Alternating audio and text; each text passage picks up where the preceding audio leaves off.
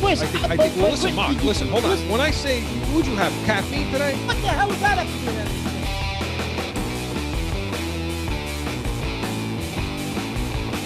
How much coffee did you drink before the show? Listen, you can't polish a sneaker, right? throw tomatoes at me. Do whatever you're gonna do.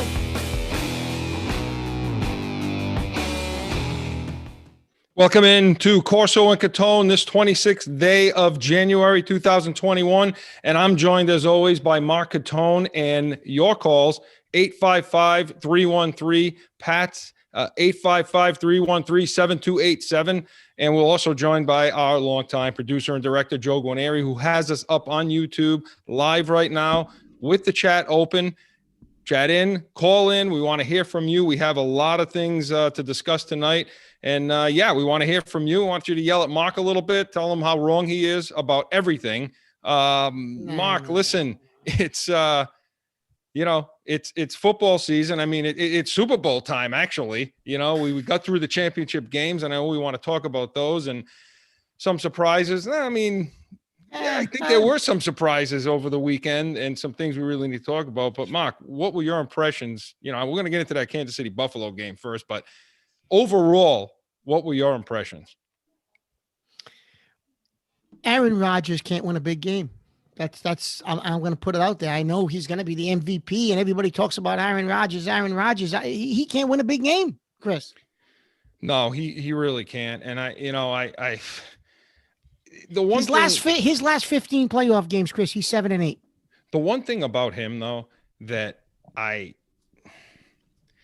can't understand, okay, is he does a lot of complaining within his own organization, right? I mean, he complains a lot about that, the coach, and people are going to talk about that decision and so on.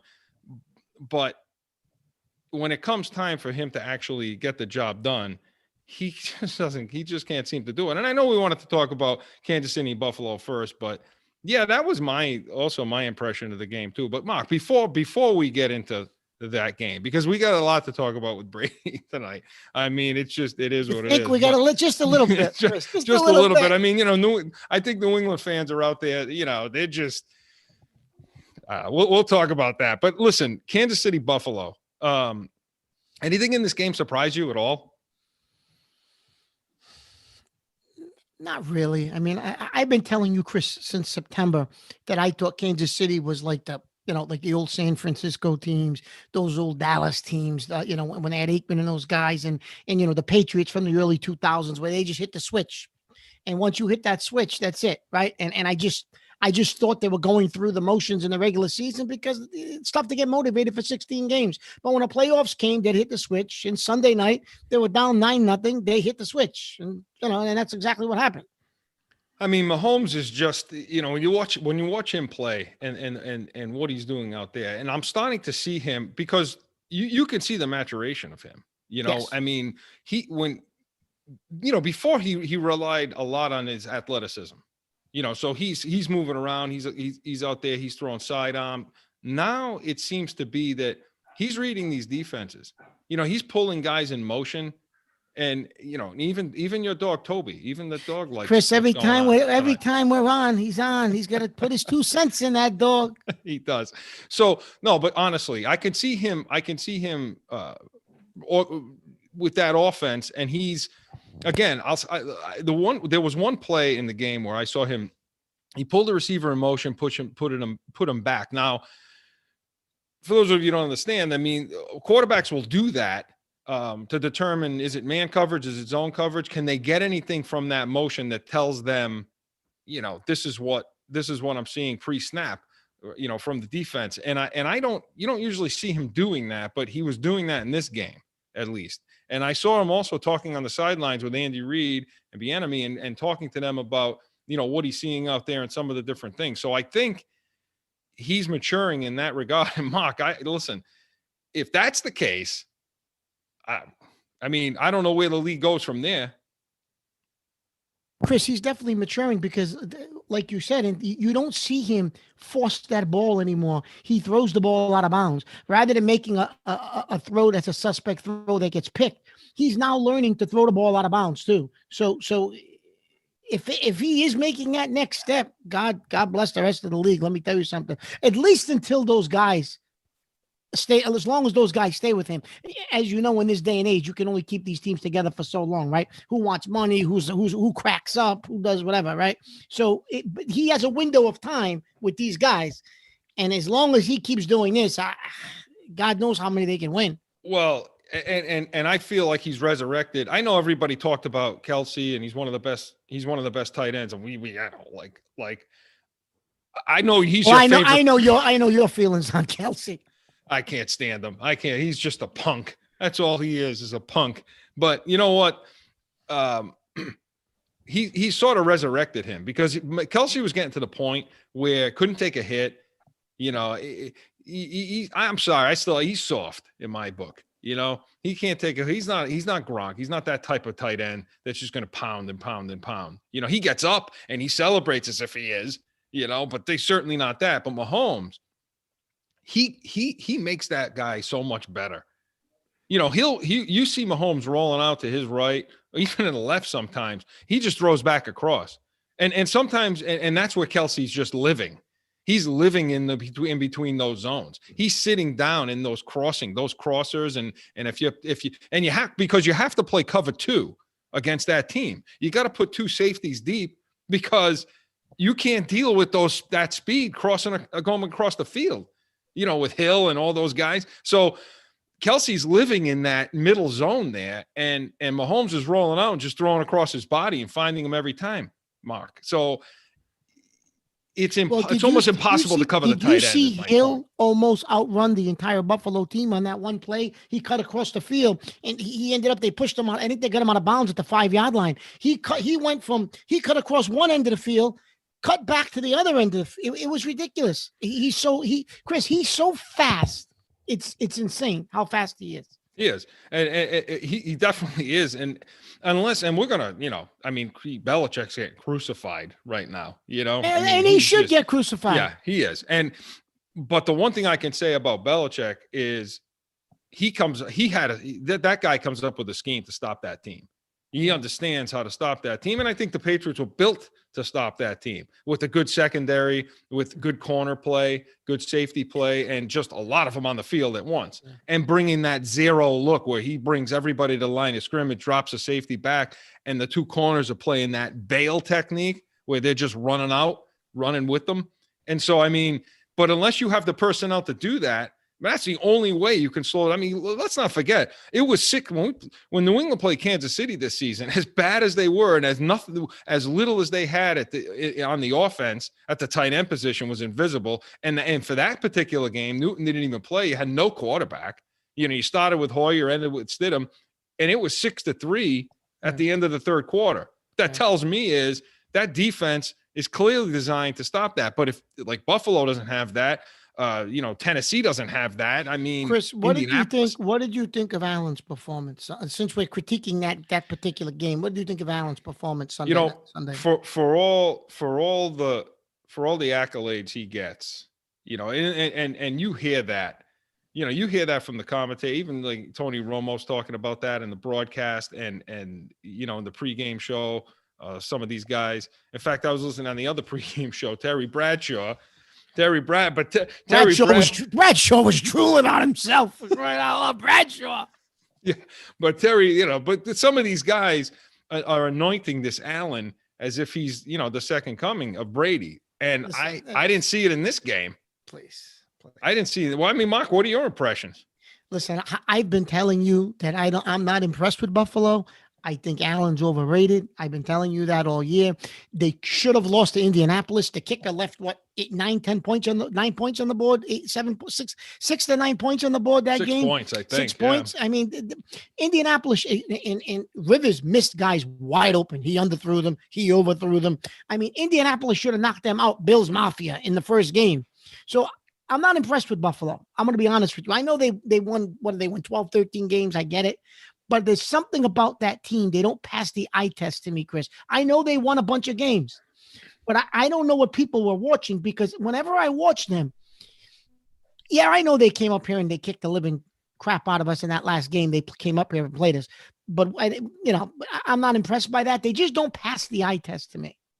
Yeah, listen, and Kansas City, I mean, the defense has played better in the second half of the season, but that's typically a team that you can throw on, you can run on. I mean, they can be had, that defense. And they completely shut Diggs down. Chris, they scored 38 points in 3 quarters. I think it was 9-0 with maybe a minute to go in the first quarter. So Kansas City basically scored 38 points in 3 quarters against that defense. Yeah. And against that team. Yeah, no, but when I'm talking about the Kansas City defense, and I'm saying Kansas City, I'm saying that, Mark, pay attention, Mark. We're live, Mark. We're Listen, live. I understand you're talking about the Kansas City defense, but I'm talking about the Buffalo defense. Listen, I'm going to tell you what's helped Kansas City's defense, Chris, is Spagnuolo. Yeah, no, he at least knows how to scheme. For teams. Well, like he'll come up with a scheme. He's the original schemer to stop Brady. He came up with the original blueprint.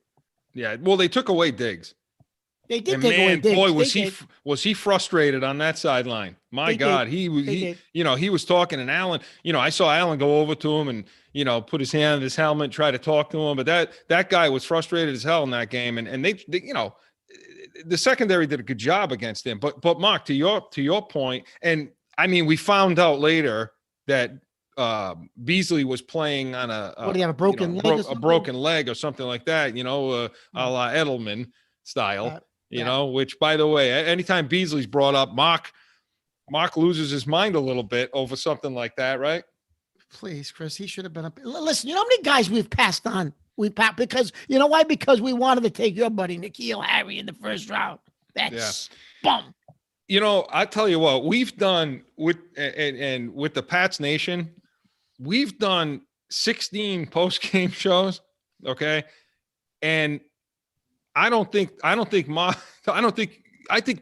Harry's been brought up every single week for 16 weeks. Mark likes him so much. Mark, I think you actually like him as a player, you should bring him up. But no, in all honesty, Diggs was frustrated. I mean, he was frustrated. So their secondary played well, but Mark, other than Beasley, what does Buffalo have? What do they scare you with? Can they run the ball? I mean, the tight end Knox. I mean, he's okay. He's okay. But it's not. Are they the type of team that's going to be able to sustain something and be able to get to the top and win? No, because they're one of those teams, Chris, that you look back at this last game that they just played, and Spagnuolo probably gave you the blueprint on what you do against Diggs. So now next year, it's a copycat league. Everybody in the offseason, every defensive coordinator is going to pull up the game tape from the Kansas City game and say, okay, what did they do differently to stop Diggs? Because nobody else seemed to stop him. And that's what they're going to do. And now Buffalo's going to have to change their game plan with Diggs because Diggs ain't going to do what he did this year. Well, I mean. Then what happens? Because like you said, even Beasley's going to be another year older. I think Beasley gave them the couple of years that they thought he was going to give you. But now Beasley's no kid. What's he, 34 now? 33? Yeah, I mean, they forget the days of in Dallas over there. That he played quite a few years, and that's that Edelman syndrome. I mean, you hit a wall after a while. When you're a player like Beasley, Edelman, Welker in the past, guys like this that take a beating over the middle. I mean, and they do. I mean, they take a beating. I mean, they try to protect themselves a little bit and get under the tackle, but for the most part, those guys get beat up. And so, he's probably only got, like you say, a couple, 2 years of quality football left in him. So when Buffalo comes back now next year, unless they improve their running game and their tight end position, I mean, they come back with the same thing. How much better is Allen going to actually be? And they're not a power running team. Played really, really well. And he played really, really well this season. He did. I mean, they had, like, Mark, they got to the AFC Championship game. Yeah. But I think that Patriots fans can be encouraged a bit in that I think that's a team you can catch that team. You make a few little some adjustments on the major adjustments. Come on, Chris. That's in the Patriots or another segment. Let's go. Let's stick with the topic. Okay. So again, Buffalo, but as it kicks back to Kansas City, I mean, that team is, Mark's been saying it all season long, flip the switch and here we go. And So now, and we're not going to listen. We're going to preview the Super Bowl next week. We're not going to do that. We have a whole week to get ready for that. We have to Chris, digest they didn't invite. Did you get your invitation to Radio Row yet? I didn't get nothing yet. We're going. We should, it would be a travesty if we're not sitting on that and sitting in there. But I'd rather be at the draft. Honestly, I know. I'd rather be. We're going to be at the draft in Vegas. They're not going to invite us unless New England's in it. But anyway, but so that's the deal with Kansas City. As Mahomes goes, that team's going to go. I mean, and that's the way it's going to be. And they are able to flip a switch, I think, and win like that. Now, moving to the other game. Okay. So, listen, because I know that you thought Green Bay would win this game, right? Listen, I told you all year, Chris, I told you back in October, he was going to take Tampa on a run. I kept telling you, Brady's taking him on a run. You thought I was crazy. Then, for some reason, Saturday night, I got this crazy idea in my head that Green Bay was going to win the game. Why I thought that, I don't know. After all year, I said Tampa was going to go on a run. I got a crazy idea that Aaron Rodgers was going to win that game. What I was thinking, I don't know. Yeah. Well, listen, Green Bay does what they do, and it's sort of like New Orleans too. Yeah. I mean, they get in these big games and they can't get over the top. Now, when you break the game down and you look at the skill level on both sides of the ball, Tampa on offense has just got a lot more weapons than Green Bay does. I'm not giving Rodgers a pass. I mean, he had every opportunity to come back. I mean, people are bitching and complaining about the kicking the field goal to make it a 5-point game. I believe it made it a 5-point game at that point. When they basically had 4 timeouts, they had the 3 plus the 2-minute warning. I don't blame the coach for kicking the. But people say, why wouldn't you put it in Rodgers' hands a 4th and goal from the 8-yard line? Why? Because in 3 previous plays, he wasn't able to put it in. That's why. Chris, on the play before, though, if you look at the video, if you look at the tape, if he scrambles to the right, he probably somebody's coming open. He absolutely, but it's not even somebody's coming open. He absolutely gets inside on that play. It might have been the 2nd down call. I don't know if it was 3rd. It might have been 2nd down. He can probably run the ball inside the 5. He might get to the goal line, scrambling out of the pocket. There's nobody to the right side of the field. Nobody. Yeah. And he forced the ball. I don't know what he was thinking. Yeah, because if he did continue to his right and go for that pylon, he would have given a little pump, a little fake, and that linebacker would have been frozen. He would have frozen. So either he gets in or he gets to the 2-1 yard line. Now it's a lot easier decision. Yep. It's a much easier decision for the coach when you're 4th and goal at the 2-yard line than from the versus 8. At the 8. Yeah. So I think you heard the post game for Rodgers. What did he have to say? Well, he disagreed with the call. He kind of threw the coach under the bus, which, like you said, Chris, you don't do that. I mean, you just don't do it. He does that often. Yeah, you just don't do it. He does that a lot. That was the call, and we went with it, and we didn't do enough today to win the game. That's all he's got to say. We didn't do enough to win today. You want to throw the coach under the bus for that call? Yeah, the guy I would throw under the bus is a defensive coordinator, because I know, Chris, as a defensive back, what was that at the end of the first half? What was that? Look, that kind of thing drives me nuts. Okay, that drives me nuts. And by the way, we'll talk about the cartoon character in a minute. In a minute, I make this one. After I make this point. You have what was there? 2 seconds, 8 seconds, 4 seconds, 7 seconds. 7 seconds. I think 7 or 8 seconds, Chris. Yeah. So is left in that half, and no timeouts, by the way. So I understand you're trying to protect from getting a first down, for getting into field goal range, right? So you want to protect the edges. That's what you want to protect. You want to protect the ball from going to the outside, a short pass and he gets out of bounds and then they can kick the field goal. Fine. So I get the mindset of Green Bay at that point is to prevent that situation from happening. Fuck. This corner was playing an inside technique. He's playing an inside technique on that guy.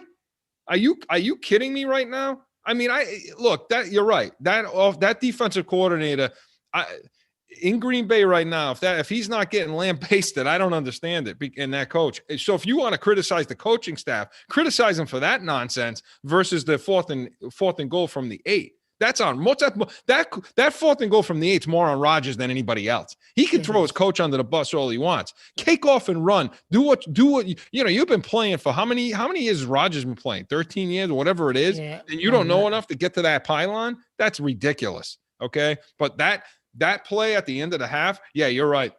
Green Bay should be ashamed of themselves. And at that point, you knew this is what was going to happen. Chris, that made it 21-10. Right. Exactly. And so moving to the other team, and when we come back from break, Joe's in my ear telling me we got to get to break. And, but when we come back, we're going to break down Tampa Bay and how they did. Okay. And we're going to talk about Mr. Brady after this message from Corso Law Group. More Corso and Catone after this.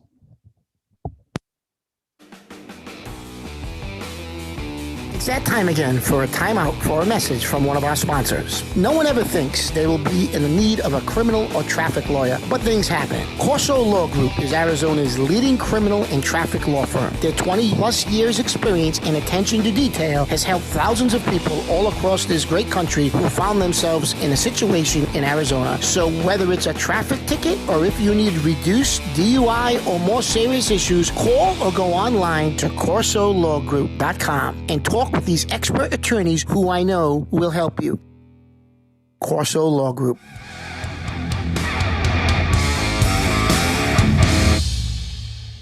Welcome back into Corso and Catone. And Mark, listen, on that front side, we were talking about the Green Bay Tampa game. And look, let's talk about Mr. Brady right now, okay? Because first of all, the takeaway from that game is just what you've been saying all season long. Brady's running that ship. If there was no, he said it. Cartoon character admitted it. He didn't make the call to come back out and on that last play of the first half. He was kicking a field goal. He said that was all Brady. I didn't call that. Yeah, he is a cartoon. He's a cartoon character. Cartoon character with the face shield. He looks like he come out of a Marvel comic book. What he looks like is Darth Vader. He's got that thing on his chest with all those wires and buttons. I don't know what the hell he is. And for those of you who don't know by now, we're talking about Bruce Arians, the head coach of the Tampa Bay Bucks, because I feel like I have to introduce who he is because nobody knows it. Because Brady's and Leftwich, who's the OC over there, he's nowhere to be found. I mean, that guy should have a clipboard with a notebook taking notes because Brady completely ran that situation, that whole game. I mean, look, even the week before, he was pissed off at Leftwich for calling that timeout when the play clock was getting down. He said, I got this. I got this. My only thing is this, and I know we're going to break down the Tampa side of the game in a minute. My only thing is this, and maybe it don't matter. And if it doesn't matter, then I think it makes Belichick look worse. Eventually, do you not think there's going to have to be a decision where you really do need coaching? Brady can take you so far, but Jesus, you don't think you're going to go to the sidelines at some point and take a look at one of them and say, well, what do you think? And they give you some kind of input. I mean, maybe it happens against Kansas City. I don't know. Not him. To me, Brady is running the offense and Bowles is, because I think Bowles is a fantastic defensive coordinator. I really do. He's not a good head coach. As many coordinators are, can't make it as a head coach. They can't make it as a coach. Like Matt Patricia. Yeah. Well, who's back in New England now? Okay. Matt Patricia's back in New England. That bend don't break defense we're about to see again. Come back. But anyway, so no, you're right, Chris. So he's coaching the team offensively without question. So and now a lot of people are saying, look, Brady had an uneven game. I mean, he threw 3 touchdowns, he threw 3 interceptions in this game. So the second half of the game obviously wasn't as good as the first half. And some of those throws, they were on him. I mean, he sailed the ball a couple of times and a couple of times they got picked. So yeah, that was definitely on him. I didn't see pressure on those plays. I didn't see a ton of pressure on him that he sailed the ball high that way. Now, again, I'm not the only one that was a little iffy, Chris, was the one near the end zone. Like I think they were in getting close to the red zone, and it was a little high, but I thought Evans should have came down with the ball. He was cutting over the middle. Yeah. That's a guy in Tampa that, not to change, but that's a guy in Tampa. I feel he never seemed to look happy all season long. No, and he right? had a good year, but he didn't seem to be happy. You're right. And especially when they brought Brown on the team, that had to upset him. Well, I'm going to tell you something, Chris. They better hope Brown's healthy away. because they better hope Brown's healthy because they're going to need Brown in the Super Bowl.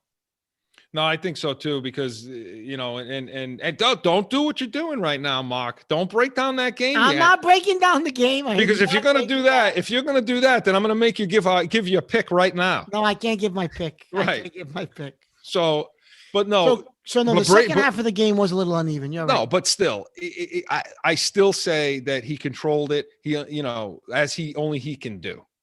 And we've gotten on him all season long.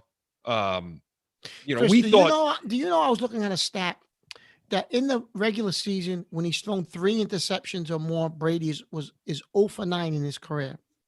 In the playoffs, when he's thrown, or Super Bowl, but in the playoffs, when he's thrown 3 interceptions or more, he's 3-1. It doesn't matter. It doesn't make a difference. In the playoffs, he goes to a different zone, Chris. He's 3-1 in the playoffs when he throws 3 interceptions. Regular season, he hasn't won a game. Look. The playoffs is something different with him. He just flipping. He talking about flipping a switch. Listen, I'm going to give. I want to give the Tampa defense credit too. Okay, I mean they played well, and over the last 3 to 4 weeks, they've stepped up. They've played really well. Their linebackers, Chris, are playing really. Their linebackers and their front seven is playing excellent. The front seven. I still think, Chris, their Achilles heel is the secondary. Well, Pierre-Paul has been getting pressure on the quarterback. He's been getting in on them. Pierre-Paul looks like he drank from the fountain of youth. He does. He does. And so it's sort of like we're in 2018 when New England had that defense that they were okay all season long. And but in the playoffs, Van Noy, guys you didn't see, Collins, these guys, boom, they stepped up and all of a sudden you couldn't move the ball on them. Tampa sort of seems that way. That defense, and Bowles is doing a great job. Their pressure packages, they're being real creative with how they're putting pressure on the other opposing quarterbacks, and just disrupting it enough to protect that secondary. Because I agree with you, that is the Achilles heel. That defense is that secondary. But Rodgers really couldn't. I mean, listen, they don't have the receivers wise. I think Green Bay did a little bit with smoke and mirrors this year because other than Devontae Adams, when you look at the rest of their receivers, they're no name receivers for Green Bay. But Mark, they did. But they put up points all year. You and I had there was nothing in us that said Tampa's going to get to they're going to get to the Super Bowl this year. They're going to have problems with the coaches at some point. Brady's going to be. And listen, in this game, he was on the sideline with nobody around him. Normally, McDaniels would be with him. You'd see Belichick come in the huddle or do something. And I just don't know. By himself. Chris, I just don't know if and I'm not going to analyze the game, but if Kansas City hits the switch and starts rolling and Brady's going to do something to keep up. Can't help yourself, can you? Who on that sideline, though, is he going to? I'm not going to analyze the game, but who on the sidelines you're going to go to? No, he doesn't have that. Nobody. He doesn't have that. He's got Darth Vader over there with the shield and the damn thing on his chest, pushing buttons. And then he's got Leftwich who's yelling. Who's not allowed to call timeouts anymore because Brady got pissed off about that. And Gronkowski's mind is total mush. Do you know after the New Orleans game, he walked into the locker room and said, "We're on to the AFC Championship, boys." And one of the linebackers turned to him and said, "Gronk, you're in the NFC." You're in the NFC. Really? Yeah, he's Sanity waved bye-bye to him a long, long time ago, that guy. But you know what? So now getting back to, because listen, we're the real deal New England feel, right? That's us. I'm going to make one other point again about that game and about Tampa, about the Green Bay game. Brady has incorporated just a little bit of New England in the last 3 or 4 games into that team by incorporating, and I'm going to use Gronkowski's line, playoff Larry. Leonard Fournette, he called them playoff Larry. He's not, all of a sudden they're running the ball, Chris, like New England used to in the playoffs. Now he's turning and running the ball. He ain't throwing as many passes downfield. Not only that, and he's using Fournette like he used out of the backfield. Right out of the backfield. That's exactly what I was going to say. And they're throwing the ball more, to him. So again, you haven't seen that as part of their offense all year, Chris. Right.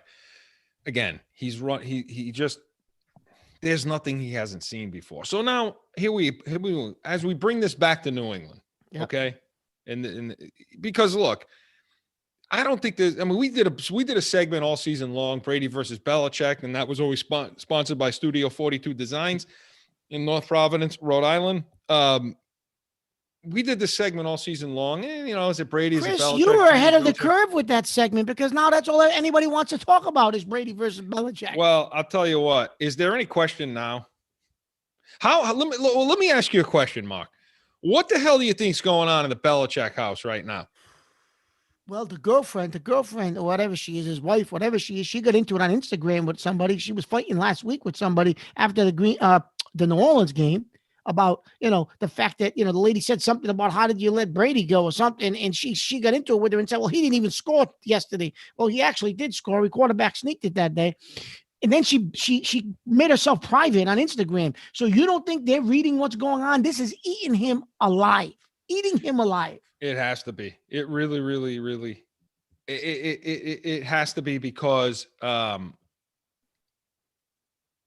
he controls his team to a point where nobody can put that stuff out on his own.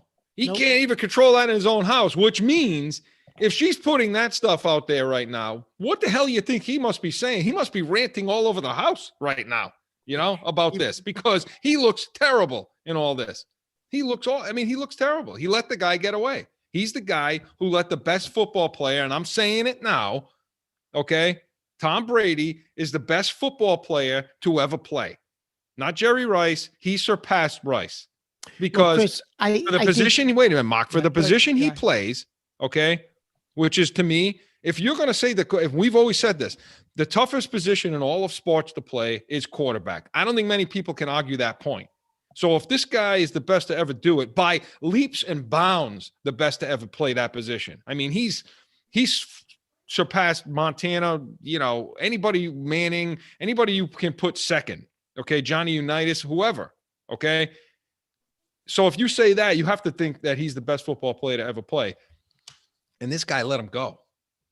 He let him go. And look, to disclose, I mean, for all we were in agreement with the fact, or at least I was. I'm not going to speak for Mark. I was in agreement to say, hey, it's time to move on. We got to do something different. I get it. I get what they want to do.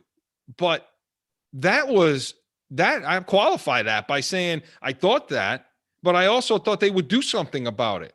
If you were going to do nothing, which is what they did nothing to improve that position. You put Cam Newton, and we thought Cam Newton would have a good year, and it started that way. But you bring Cam Newton in as the replacement, as the bridge guy, or whatever you want to say, that's doing something about the quarterback position. So to me, if you were going to do nothing, which is what they did, then bring the guy back. Because Gronk would have come back. He wasn't going to leave $10 million on the table. He was coming back no matter what. Okay. And New England would have used him different. They would have gotten more out of that guy. Brown would have come back. You would have had more weapons, and New England would be in the playoffs again. They'd be sniffing around again at the AFC Championship game. So you let this guy go, and now, you're sitting there looking. You let him go. You will go 7-9 and look bad doing it. Mark, I've said it before. They were a 7-9 football team, but they look more like a 4-12 football team than a 7-9. They have the feel of a 4-12 team. That's how bad they look to me. I look at teams that with that record, 3-13, 4-12, and I put them right next to New England with as far as the talent level they got and how they perform. So yeah, they were 7-9. So I guess you could say, well, the coaching helps there. Okay. But to get them to that 7th win, but man, yeah, it's got to be Brady. I mean, he wins this season. There's no question. He's making them look foolish, right? Yeah, he wins this season. I'm not going to say he won the battle yet, Chris. He absolutely won this season, and he's making Belichick look like a complete fool for giving up on him. And you can tell it's bothering him. It has to be. What absolutely is, Chris, because listen, he had no backup plan. How do you let him go if you got no backup plan? I mean, everyone thought, well, maybe everyone assumed he thought Stidham could do it. Listen, he didn't think Stidham could do it because down the stretch, he very easily could have started him over Newton, and he wouldn't do it because McDaniels even made the comment, well, we know what we got with Stidham, which means you got nothing. You have nothing.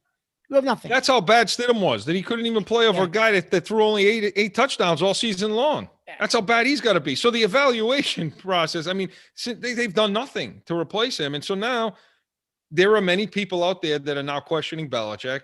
Obviously, we've been questioning his player personnel decisions and his drafts.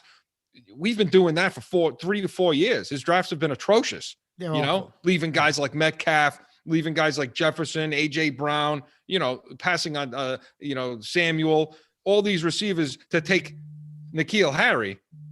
That's so, Mark, and listen, I know that, and we definitely want to get to the phones, Mark, but finish your point. But finish your point, Mark. All right. I just, it's even if you thought it was Stidham, he still wasn't ready. You still should have brought Brady back for a couple of years. Stidham was a rookie. He could have sat for a couple of more years behind Brady. Yeah, no, you're right. Absolutely. And listen, we want to go to the phones right now. I know we have Mike over in Rhode Island. Mike, go ahead. You're on Corso and Catone. Yeah, this is George. I'm sorry. I must have got confused. This is George calling from Albany. Joe said this was Mike from Rhode Island. This is George from Albany. Joe, get with the program, Joe. Go ahead, George. What do you got? Well, I just want to say, I think if you look at the Tampa Bay Buccaneers back in, if you think about what happened in 2002, if it wasn't, you think about when Gruden was, he got traded right to the Buccaneers in 2002, and there's a lot of things that the Patriots had to do with this, because if it wasn't for Belichick and Brady, if it wasn't for them calling that tuck rule in that game in New England, then Gruden would have never got to Tampa Bay, and 11 months later, they won their first Super Bowl. And so there's a lot of similarities with this team today, because if you think about what happened with Brady, now fast forwarding to 2020, 10 months later, they're playing in a Super Bowl. So you got to thank the Patriots for a lot of the things that happened to the Buccaneers now.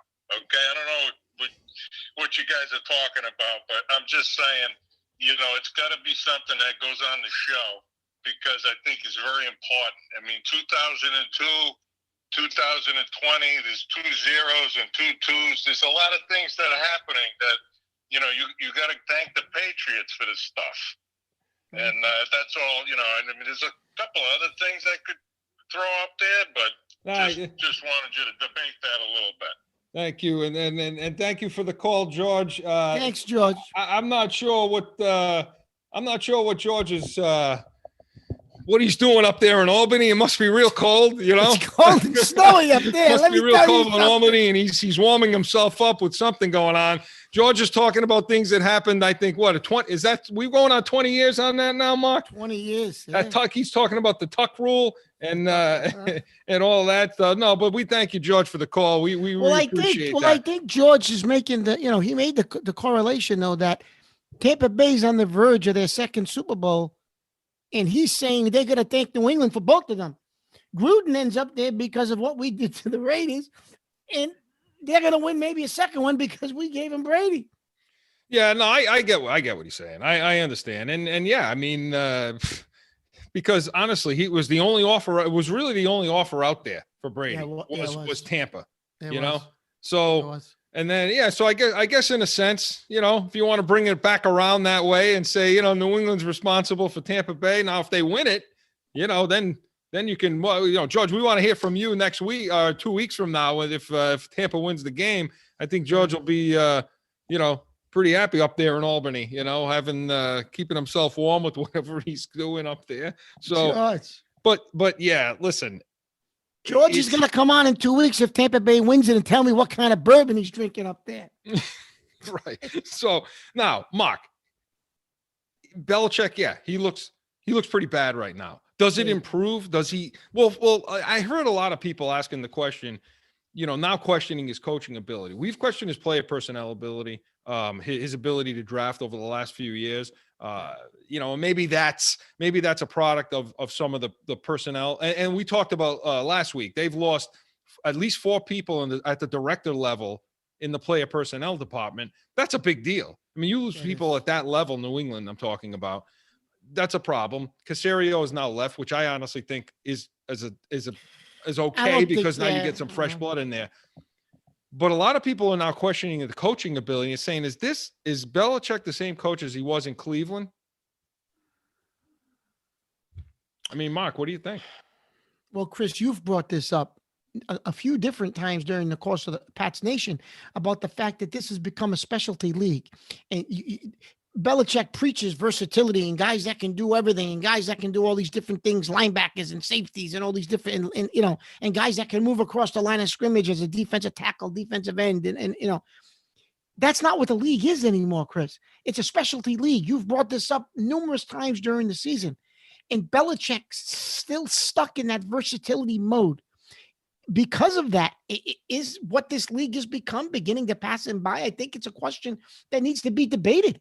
Is it? And it's not because he doesn't understand the X's and O's. Obviously, the man X's and O's wise, I still think is a genius. But the type of player he thinks works, has that passed him by in this league? Yeah, Mark, and I want to get to that, and we right after break we're going to continue on with this, talk a little more about Belichick and this situation with him. Is he the same? I want to hear from you. 855-313-PATS, 855-313-7287. Want to go to break, check in with some of the good friends over at Special Sauce Podcast. More Corso and Catone after this.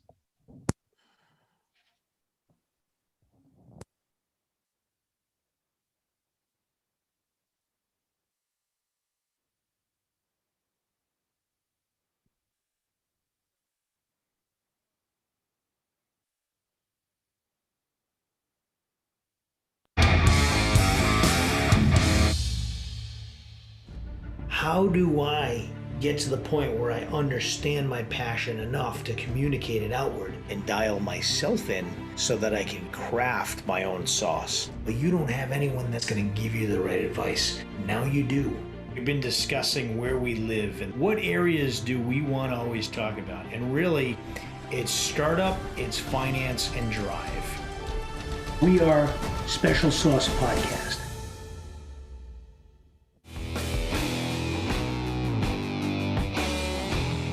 Back in with more Corso and Catone. Mark, on that front side, we were talking about Belichick. Is he the same guy as he was in Cleveland? Listen, he was a good coach in Cleveland. Everybody forgets about 1995 when that team was on its way. I mean, they were on its way to the playoffs, and then the owner wanted to sell the team, wanted to move the team over to Baltimore, and that just cut the legs off of everybody in that in that organization. Yeah, really. but I think Chris too a little bit though. I think if I remember correctly, back to that time period, I think he lost the players a little bit for some reason in Cleveland. I think there was a little bit of Matt Patricia going on over there for some reason. If I remember correctly, Chris, I think he did lose some of the players over there. Some of the even though they did have some success. He took some them of to the playoffs. guys were upset. Some of the guys were upset when they let Kozar go. Yeah.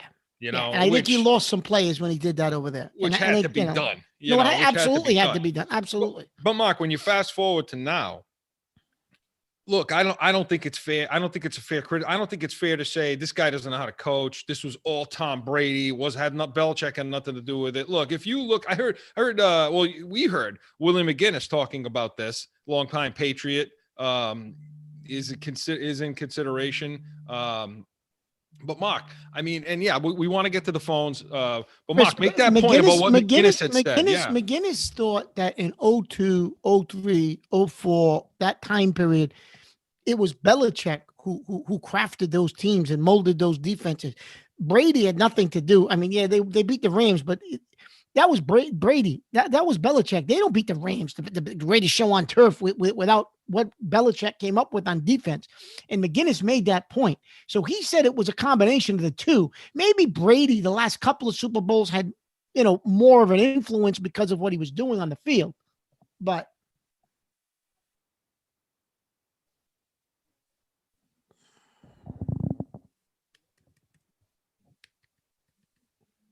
want to go to the phones, Mark? Sorry, I mean, all these all these Joe mechanisms. sleep. What's going on today, Joe? Joe? You asleep at the wheel right now? All the sound is Joe. missing. Everything's gone. But we want to go to our little friend, our favorite fan of Corso and Catone, little Olivia in Scottsdale. Olivia, hi. Welcome into Corso and Catone.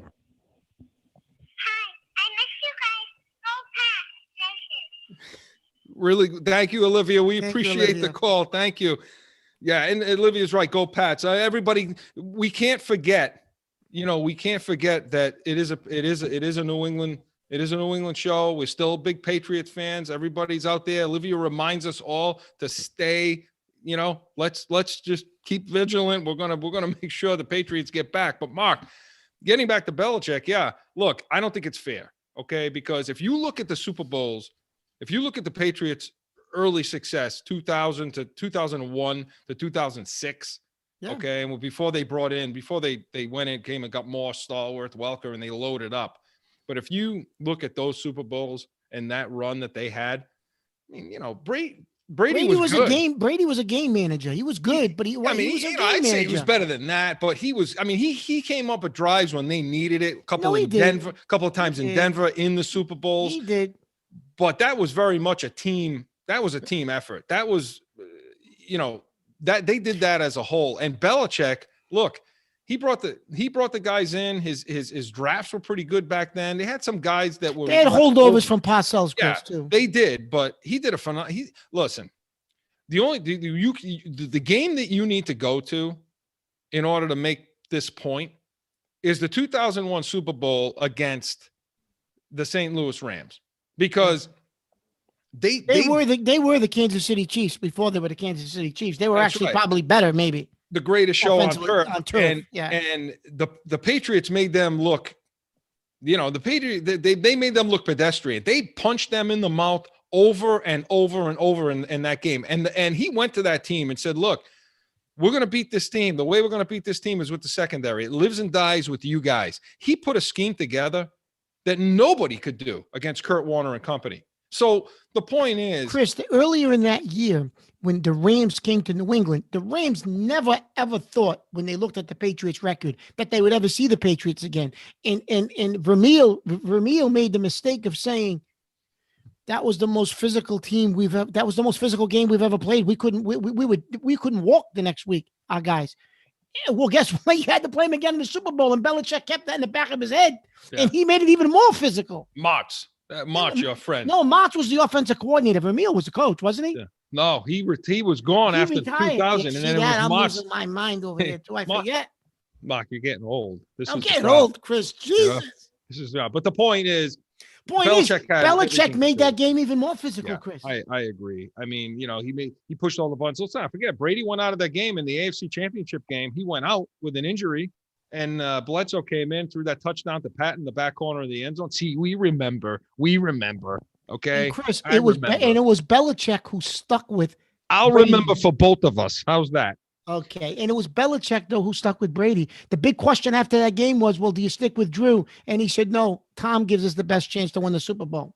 This is a guy that made a decision to go against – people forget. That was a $100 million quarterback. Yeah. Or 10 million, whatever it was that he was getting. That was Bledsoe had just signed a ridiculous deal in this in that. It was one of the highest ever, and, he moved on from him. But look, people are going to come back to this Brady situation as long as Brady's playing. And I firmly believe. Listen, Brady won round one. Without question, he won round one. And if he wins the Super Bowl, Chris, does Belichick have to win a Super Bowl now? Otherwise, the discussion is over. Yeah, that's the other question I was going to ask you. Is it as bad if he is what the people are saying right now that Belichick looks like a fool and so on and so forth? Is it as bad if Brady loses the Super Bowl? If he doesn't win this, because some people will argue, okay, well, if Brady doesn't win the Super Bowl with Tampa and Kansas City wins this game, Belichick doesn't look as bad because he can't win that big. He's not going to get another ring. He can't get he's not, because I don't think if he doesn't get a ring now with them, I don't think he's going to get it next year. So if he doesn't win this game, does that ease it up a little bit on the criticism of Belichick, or does it make a difference at this point? I think it helps a little bit, Chris. I think it eases up a little.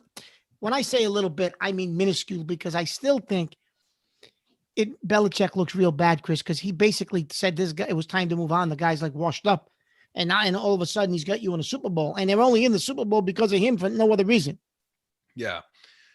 No, I agree. I mean, Brady, I mean, they said it too. Mark, when have you ever seen them hand a trophy to the owner and then the quarterback? Completely bypassing the cartoon character. And that's what we're going to call him from now on. Brady turns around and says, well, let's bring up the coach.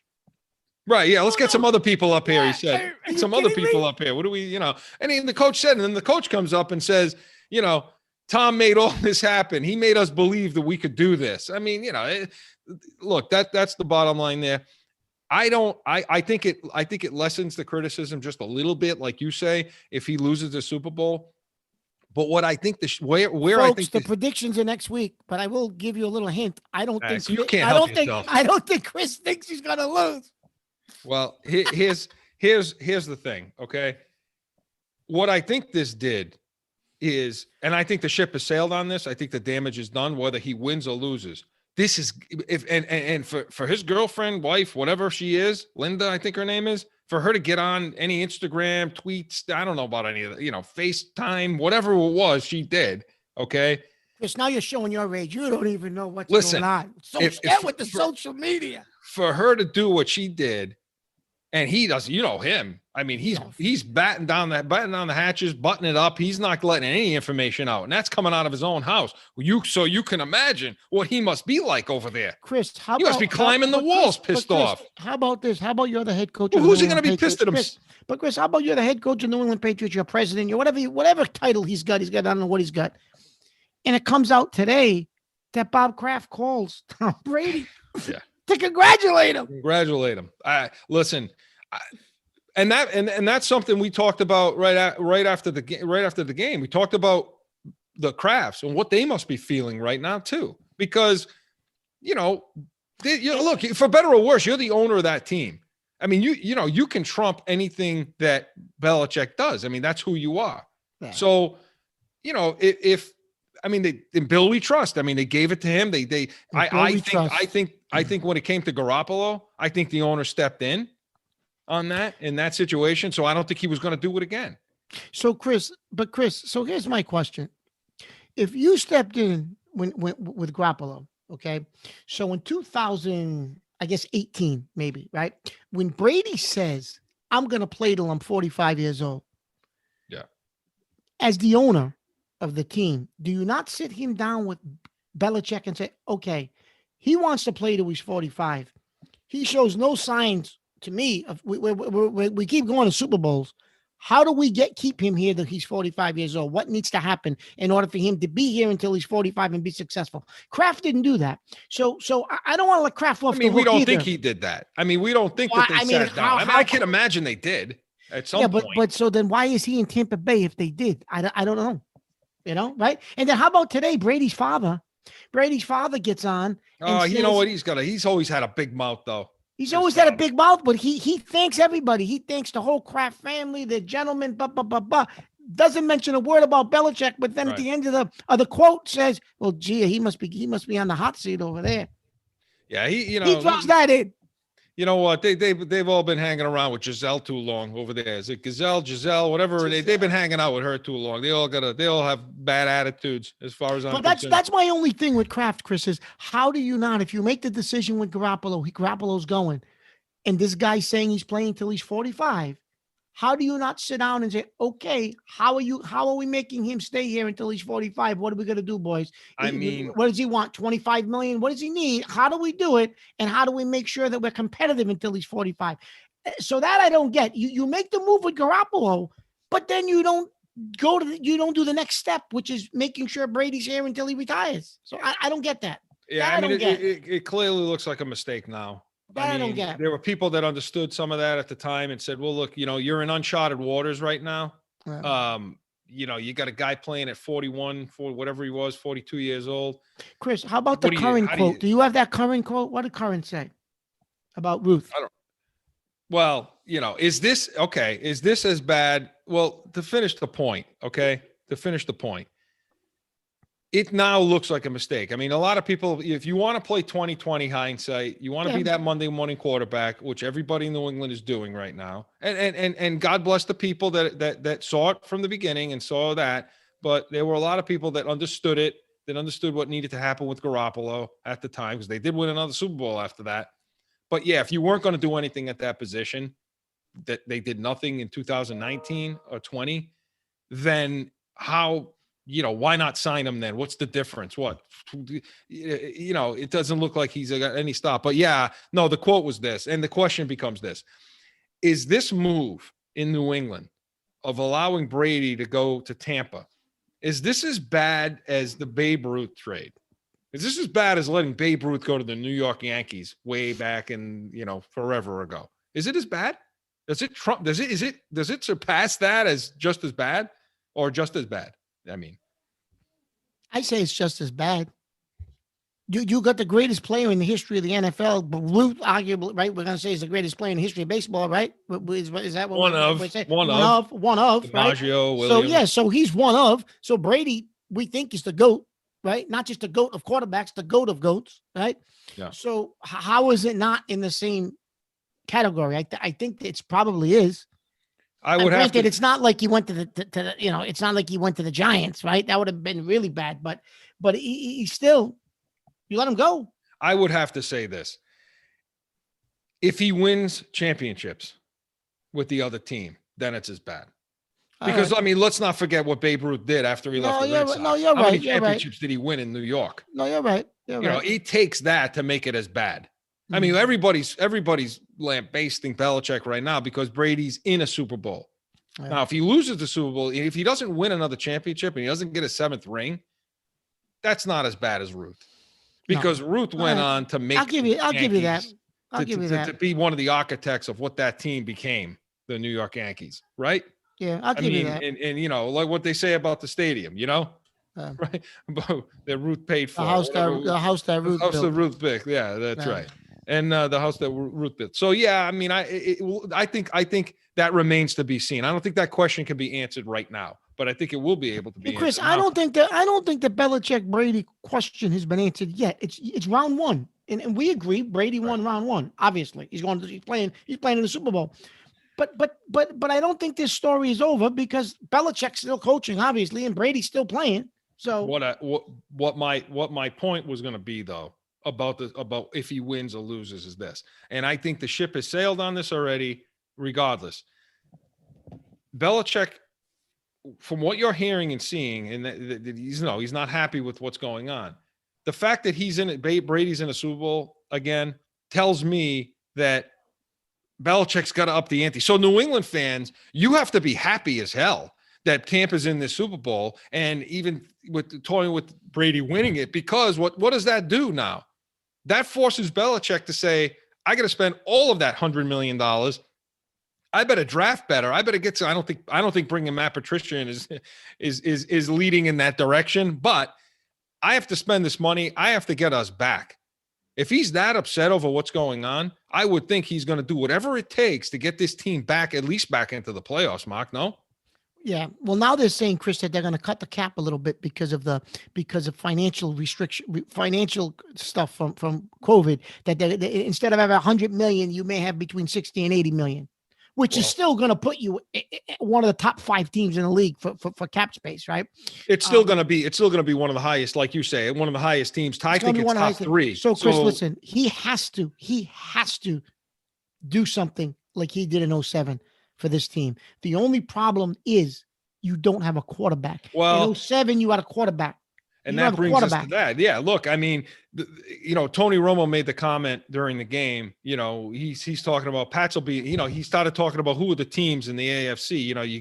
You got Kansas City, obviously. You got Buffalo sniffing over there. You got Tennessee. He made it a point to say Indianapolis. the But AFC the is loaded. Patriots are He made it a still- point to say the AFC is loaded, but he said the Patriots will be back. Right. Now, so if you look at, they say, well, who's going to play quarterback for them? Because that's the first thing they need to solve. And we keep talking about it's the most important position in all of sports, right? So they got to solve that position. Well, Stafford now, Matthew Stafford for Detroit has now said this week or the last couple of days that he wants out. He wants out. And they mutually agreed. Detroit agreed that it's time Right. to move on. That they're going to trade him. Now, Yep. I listened to somebody, one of the radio guys over in Detroit, and the team, which I think is, I think they're I don't know what they're on over there, but they're wanting to get a first round pick for him. Is he worth the first round Because pick at his age, Chris? They're arguing that, well, when Carson Palmer was traded, that was to Arizona, right? That was that cuckoo clock Bidwell. Right. When he was traded, they got a first and a second for him, and he was just a year younger than Stafford is right now.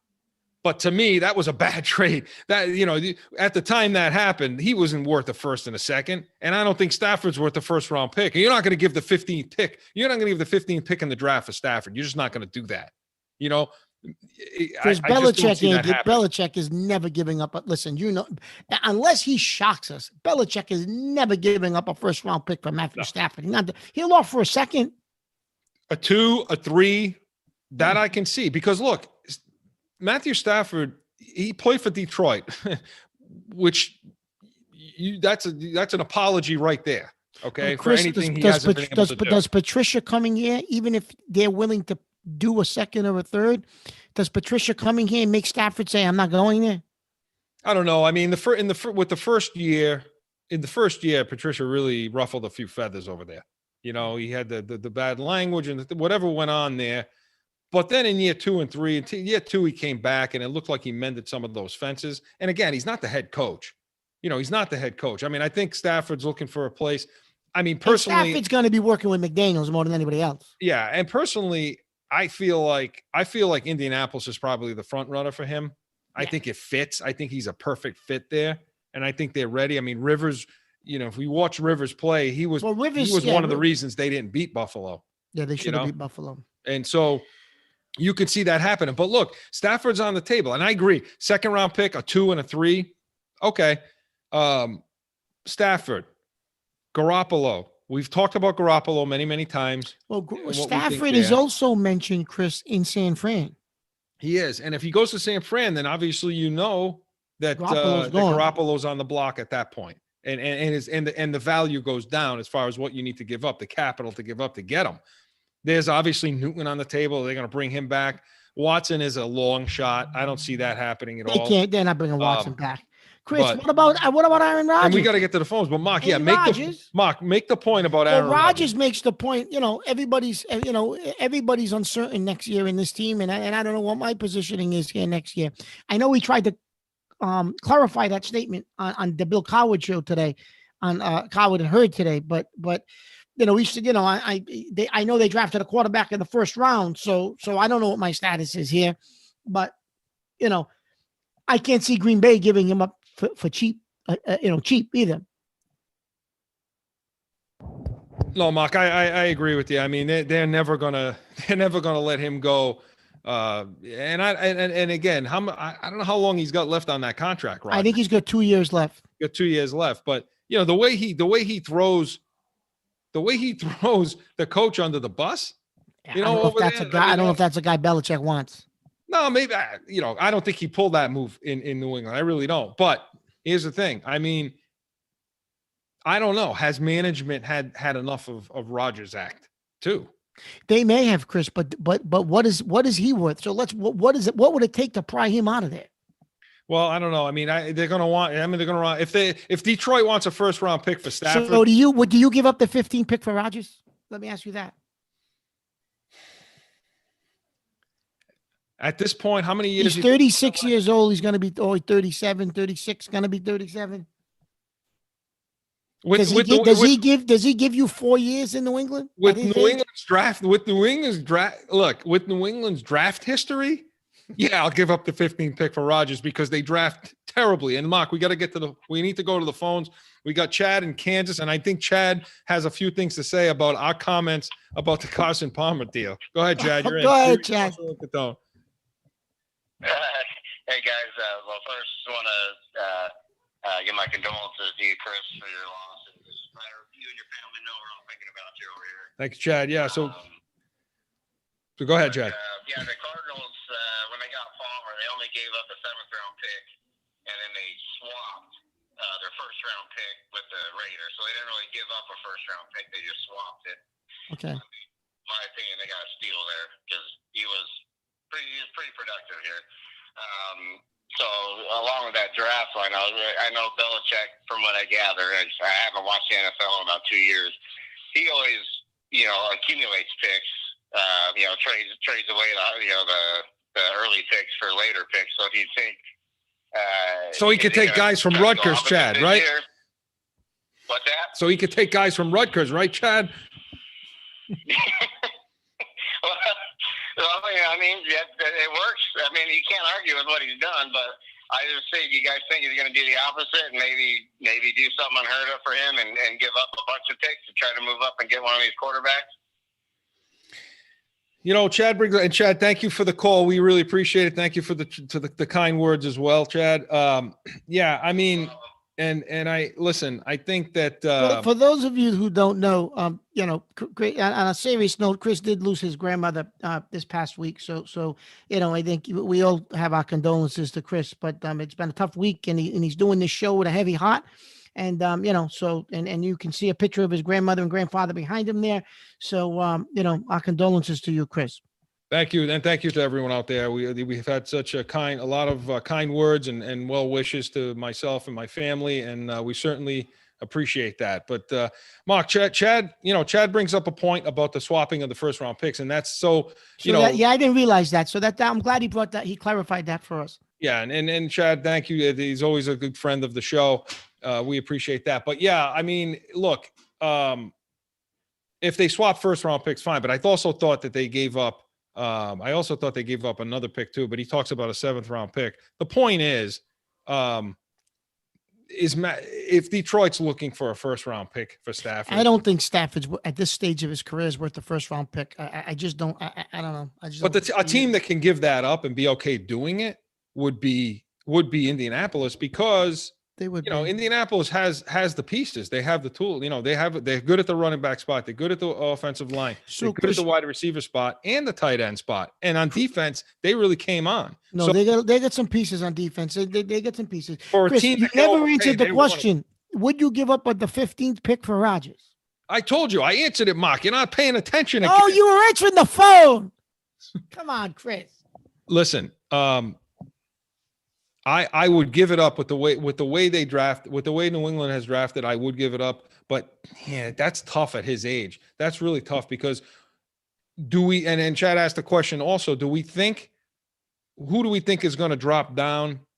Do we think that some of these quarterbacks that are in the draft are going to drop to 15? And we have to get the break. We're long over to do that. And so when we come back, I know it's been all NFL talk. I understand that. But hey, you know what? It's Super Bowl time. It's NFL season. That's what we need to talk about. When we come back, we're going to talk about whether or not we think some of these college quarterbacks will drop down. And we will get into a little bit of Celtics talk.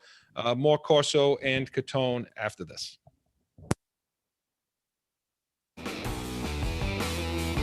It's that time again for a timeout for a message from one of our sponsors. No one ever thinks they will be in the need of a criminal or traffic lawyer, but things happen. Corso Law Group is Arizona's leading criminal and traffic law firm. Their 20-plus years experience and attention to detail has helped thousands of people all across this great country who found themselves in a situation in Arizona. So whether it's a traffic ticket or if you need reduced DUI or more serious issues, call or go online to CorsoLawGroup.com and talk with these expert attorneys who I know will help you. Corso Law Group.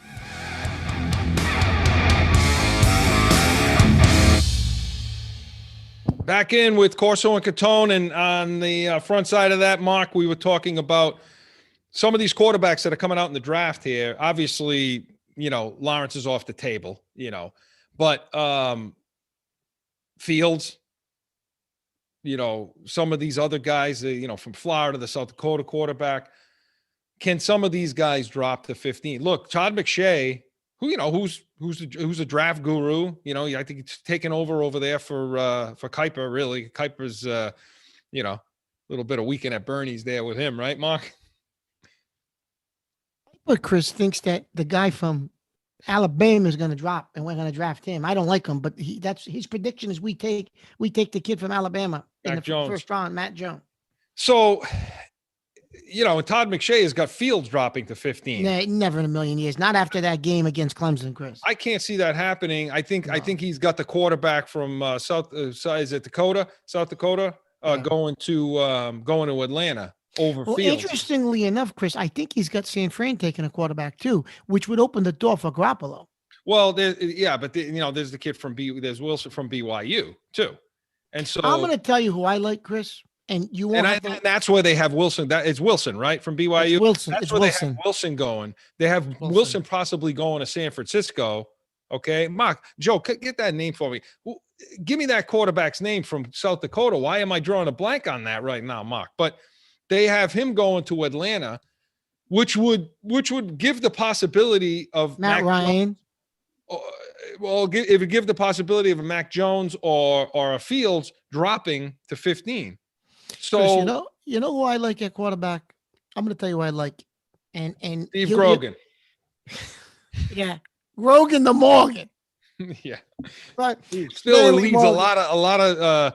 He has a lot of records in New England, even still. Well, right, Grogan and Morgan. Listen, but I like, and you'll get him in the second round, Chris. I like the kid from Florida, Kyle Trask, and I'm going to tell you why. He's not athletic like Fields or Lawrence. They run around a little bit. He's going to sit in the pocket, very similar to Brady. He knows how to move around in the pocket. He makes every single throw. He's smart. He can read defenses. You get a kid like Trask, he can sit for a couple of years. If you want to go, if Garoppolo gets pried out of there, okay, Garoppolo's only got 2 years left on that contract, 2 or 3 years. You bring Garoppolo in for a few years, and the kid Trask is ready to go. As the bridge guy. Well, Mark, there's a lot. Because I'm going to tell you something, Chris. If he ends up with the right coaching staff and the right team, this kid Trask, I'm telling you, is a ball player. If he ends up in New England, the kid's a ball player. Look, there are a lot of guys coming up, but you know how this goes. I mean, as you get closer and closer to the combine, which I'm not sure they even have. There is no combine. There is no combine. So as you get closer and closer to this time of year, okay. All these quarterback names, where there were maybe 3 to 4, now there are 6. Oh, that always happens. But this kid from Florida, Chris, I always thought would be a second round pick. And so he'll be there when we draft in the second round. Well, so there's him. You have Lawrence. You have Wilson. You have Fields. And I can't think of that name. Is it Lance? South Dakota. His last name Lance? Lance. You have Mac Jones.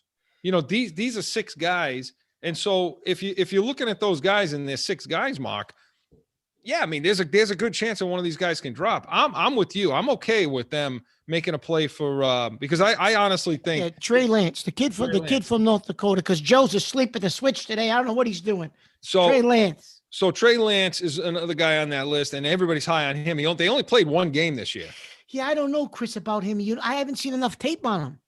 No. So, but the point is one of those guys may fall to New England. So now the question becomes, and you and I have been on this page for a long time, San Francisco, and I know we got to get to the Celtics, but San Francisco, to me, maybe getting Matt Ryan out of Atlanta, rejoining Shanahan again as that bridge guy, moving on from Garoppolo, and then San Fran drafts a quarterback, okay, and takes one of these 6 guys, maybe. Chris, I'm going to tell you something. I'll be shocked. I honestly do not think Garoppolo is going to be back in San Francisco.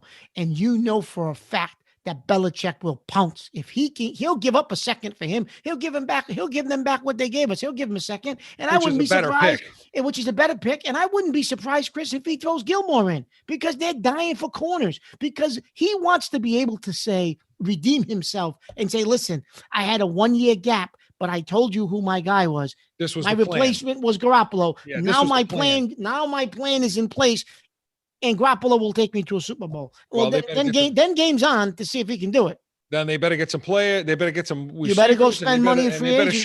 They better shore up that offensive line, because this kid gets hurt constantly. Garoppolo. Well, they better go spend money in free agency because they need receivers. So Chad, yeah, can one of these guys fall to New England? I think so, because as the conversation grows and keeps going, 4 quarterbacks become six quarterbacks, and don't be surprised if there's a 7th one thrown in there too at some point. It's great. All I can tell you is this: if you're taking a quarterback at 15, you better be right, or you're going to end up like these teams that have taken these quarterbacks, the Detroits, the Clevelands, the Buffaloes, EJ Manuel, all these guys that take these quarterbacks year after year after year, and they just don't pan out in that range, in that 8 to 15. Chris, now, I don't think Belichick will do it. I honestly don't think Belichick will. He won't take a quarterback at 15. That you're taking a chance on, Chris. Yeah. Okay. You know what he's going to do? He's going to take a defensive tackle, or he's going to take a linebacker. Yeah. And listen, and we got Marcus Realist types in Special Sauce Podcast. We always appreciate him and the sponsorship that they do for our show, the support they give. But he types in, hey guys, he loves the new intro. Can't wait to see Tom Terrific make history again. So Marcus has got him winning that game. Marcus already made his prediction. Mark, he wants to know, in our opinion, in all of sports, and this is a good segue to talk about the Celtics a little bit. But in all of sports, who are the top 5 players, and who are the top 5 athletes, players, however, in all of sports? Wants to put us on the spot right now. Of all time? Of all time, and ask that question. I mean, to me, if you're going to go through all the sports, and I think you got to throw soccer in there too. Well, Chris, listen though, there's a difference between greatest players and greatest athletes.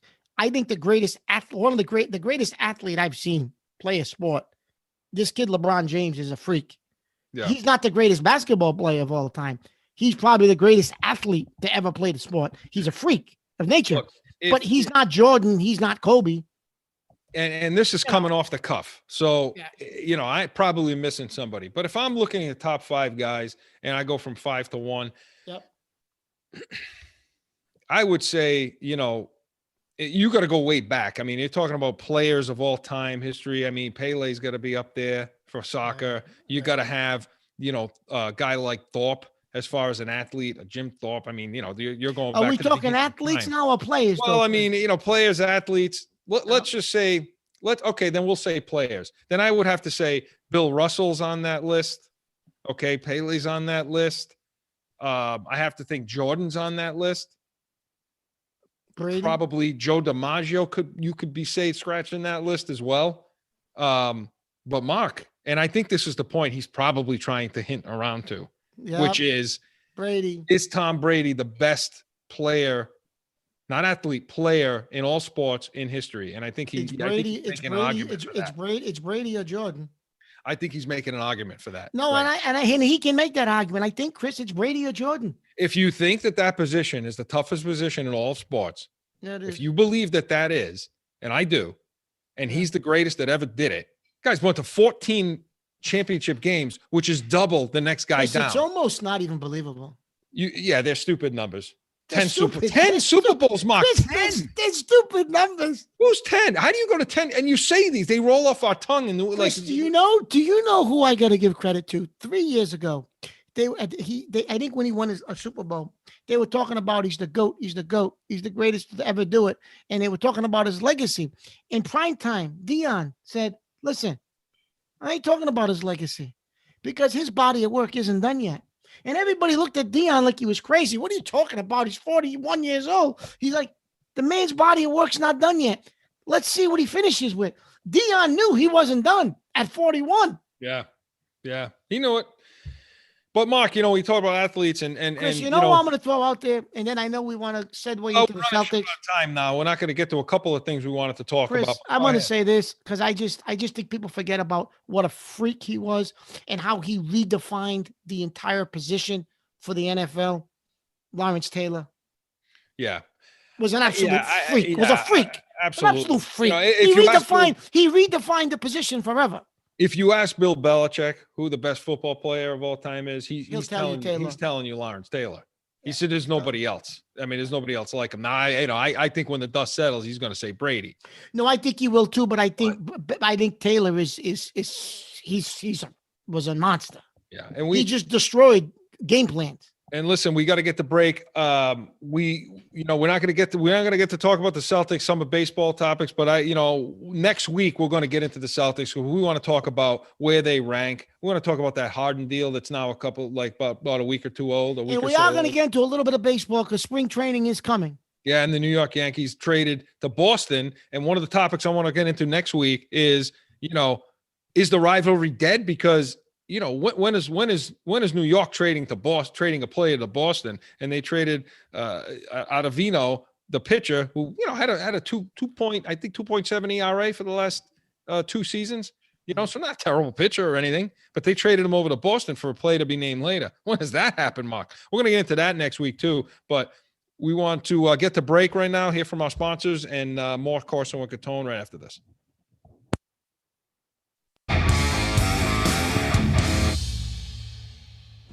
How do I get to the point where I understand my passion enough to communicate it outward and dial myself in so that I can craft my own sauce? But you don't have anyone that's going to give you the right advice. Now you do. We've been discussing where we live and what areas do we want to always talk about. And really, it's startup, it's finance, and drive. We are Special Sauce Podcast.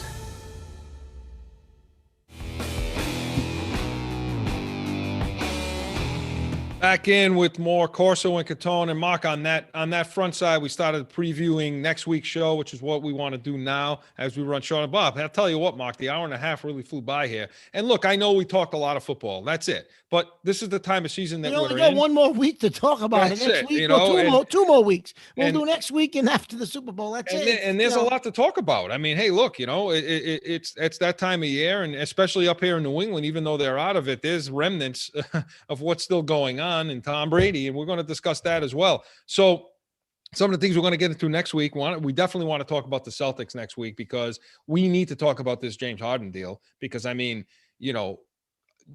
my understanding is Boston was on they were consideration, and I don't think they were going to have to give up Brown to do it. And so we're going to get into that. I want to get into that next week and some of the hot stove topics. And is baseball dead? Something to look forward to next week because I think Mark has a lot to say on that. And we're going to talk a little Bruins. I see Pastrnak is getting ready to get back on the ice again for them. So those seasons are kicking off now. And so we'll be talking a lot about that and whether or not COVID is going to really, really do a number on the NBA because I think they're heading for a real problem over there. So we'll talk about that next week. And of course, we are going to preview the Super Bowl. And we're going to do that next week. We're going to have our picks. We'll have our breakdowns of the game. We're going to talk about who's going to win that game and why. And I think Mark already has his mind made up, although he's not going to tell us. And don't tell us, Mark. We don't want to hear it. Okay. We don't want to hear it. But and I'm sure the cartoon character will come up again next week. But Mark, some final thoughts for today. Chris, I think I'm going to end it with the Patriots have a lot of work to do. A lot of work to do to get where they want to be, especially after watching what Brady did this weekend. I think as a Patriot fan, you realize how much work we have to do. Yeah. Listen, I agree with that. That's a takeaway. My takeaway from what I've seen over the last week is, again, I mean, we're seeing some things go on in sports. Some of these trades, some of the things that teams are giving up, and some of the attitudes that you're seeing, especially in basketball, things like that. Is it out of hand? I mean, it seems to be a little bit. It seems to be. We seem to be more worried now, like Kyrie and guys like that. We seem to be a little more worried now about, how do they gel with your team? What's their personality like? This guy disappeared for a week and a half, how many games he missed. And now is the landscape of sports changed in that regard, where you're more worried about the personality than you're worried about the play on the court, field, diamond, whatever it is. And so that's my takeaway from what's been going on the last couple of weeks. But in football, Mark, yeah, I mean, I don't know. Kansas City's awfully tough. They are a tough team to beat. You're right. I mean, they can flip that switch and they can just put points on the board quickly. So keeping the ball away from them, I'm real excited. That's what I'll tell you this. I'm real excited about this Super Bowl, even though New England's not in it. I'm very, very excited. I'll tell you what, Chris, considering it's a Super Bowl, New England's not in, you and I, we barely watch. It kills us to watch the games when New England's not in it. We're going to watch it this next week. That's Absolutely. for sure. So some people to thank, Mark. We want to thank, the people over at the good people over at Special Sauce Podcast, Marcus Aurelius. Look, log on. They're smart. They know what they're doing. They're a lot more intelligent than Mark and I. And I don't think you and I ever, going to be able to figure out how to use their service. That takes finances, Mark. It takes finances to get that done. But we want to thank the people over at Jag Media Productions, Corso Law Group, Arizona's leading criminal law firm. Allow us to be your voice. Want to thank the good people over at Studio 42 Designs in North Providence, Rhode Island. Log on, see Mary Ann. They do fantastic work. And Mountain View Home, Watch, and Security, Scottsdale's leading private home and security firm. And we also, of course, want to thank, although Joe, I don't know tonight. Joe was a little off tonight. But we want to thank our longtime producer and director, Joe Guarneri. Honestly, I'm in a new location, a different location tonight. No, Joe did a great job tonight. Did a great job making this thing happen. So we always thank him. Chris, one thing for next week, I'm going to throw out there too. Besides our predictions for our fans, I'm going to tell you why the New England Patriots lost the 07 Super Bowl. So a lot to tune into next week. Join us next Tuesday. We will be live at 7 p.m. Eastern time, 7 p.m. Join us for more Corso and Catone. For Mark Catone, I'm Chris Corso. So long, everyone.